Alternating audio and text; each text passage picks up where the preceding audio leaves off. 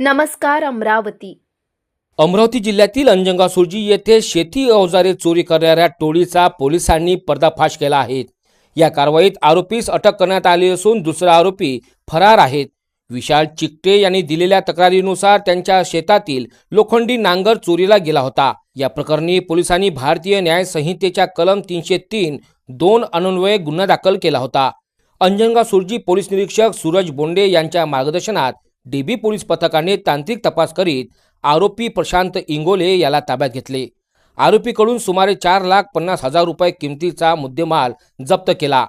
यामध्ये लोखंडी नांगर चोरीकरिता वापरण्यात आलेला ट्रॅक्टर आणि मोबाईल फोनचा समावेश आहे।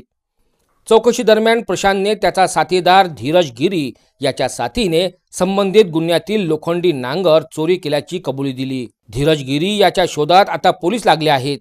ही कारवाई पोलीस अधीक्षक विशाल आनंद यांच्या आदेशाने पोलीस निरीक्षक सूरज बोंडे, पोलीस उपनिरीक्षक भारत चिरडे तसेच जयसिंग चव्हाण, रवी राठोड, अमित घाटे, आकाश रंगारी, शुभम मार्कंड आणि मोहसिन खान पठाण यांच्या पथकाने केली।